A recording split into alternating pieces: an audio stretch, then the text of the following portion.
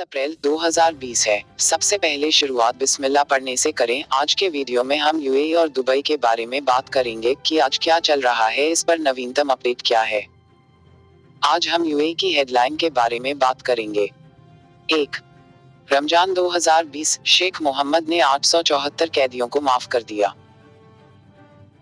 इससे पहले संयुक्त अरब अमीरात के राष्ट्रपति ने संयुक्त अरब अमीरात में विभिन्न वाक्यों की सेवा करने वाले 1511 कैदियों को रिहा करने का आदेश दिया। उनके महामहिम शेख मोहम्मद बिन राशिद अल मक्तूम, यूएई के उपाध्यक्ष और प्रधानमंत्री और दुबई के शासक ने बुधवार को रमजान के पवित्र महीने के अवसर पर 874 कैदियों को रिहा करने का आदेश दिया।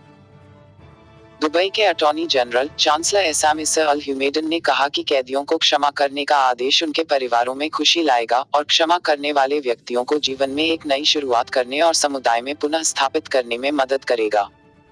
अटॉर्नी जनरल ने यह भी कहा कि लोक अभियोजन ने शेख मोहम्मद के आदेश को लागू करने के लिए दुबई पुलिस के साथ समन्वय में कानूनी प्रक्रियाओं की शुरुआत की है।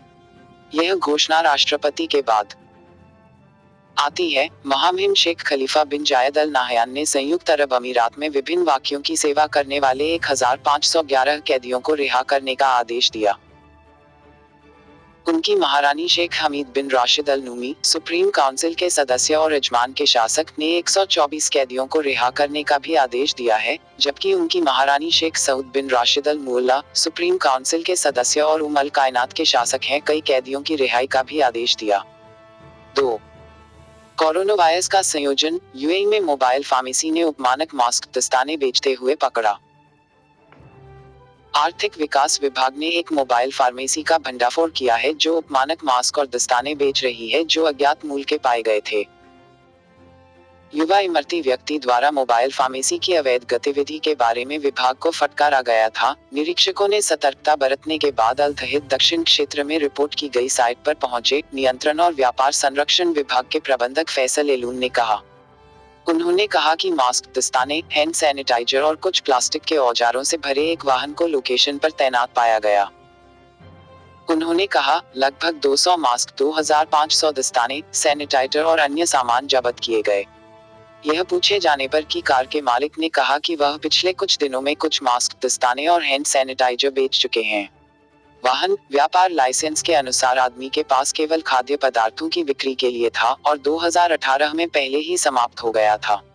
उल्लंघन करने वालों के खिलाफ कानूनी कार्रवाई की जाएगी। एलियन ने जनता से केवल विश्वसनीय स्रोतों से ही मास्क, दस्ताने, हैंड सैनिटाइजर और अन्य सामान खरीदने का आग्रह किया। विक्रेता के व्यापार लाइसेंस की जांच पहले सुनिश्चित करे कि उसकी गतिविधि की निगरानी और नियंत्रण में है। विभाग के महानिदेशक डॉक्टर अब्दुल रहमान अल शयेब ने अमीराती राष्ट्रीय के प्रति अपनी कृतज्ञता व्यक्त की और उनकी प्रतिबद्धता और सामाजिक जिम्मेदारी के लिए उन्हें सम्मानित किया। समाज के सभी सदस्यों से आग्रह है कि वे इस तरह की अवैध प्रथाओं पर अंकुश लगाने के लिए संबंधित निकायों के साथ सहयोग करें। 3. रमजान 2020, यूएई की चांद दिखने वाली समिति गुरुवार को मिलने वाली है। चांद दिखने के अधीन रमजान 24 अप्रैल से शुरू होने की संभावना है।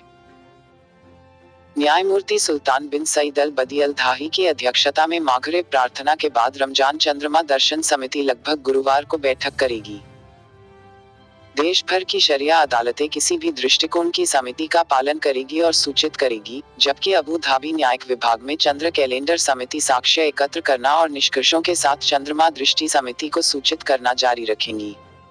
मंगलवार को सऊदी अरब में सुप्रीम कोर्ट ने भी गुरुवार शाम रमजान के पवित्र महीने के अर्धचंद्र को देखने के लिए पूरे राज्य के सभी मुसलमानों को बुलाया। चांद दिखने के अधीन रमजान 24 अप्रैल से शुरू होने की संभावना है। 4. अजमान पुलिस घबराए हुए कार्यकर्ता की मदद करती है जिसने मदद के लिए फोन किया। अगर आप हमसे प्यार करते हैं तो इस वीडियो को अपने दोस्तों के साथ व्हाट्सएप और फेसबुक ग्रुप में शेयर करें। अपनी प्रार्थनाओं को प्यार करना याद रखें। अल्लाह हाफिज।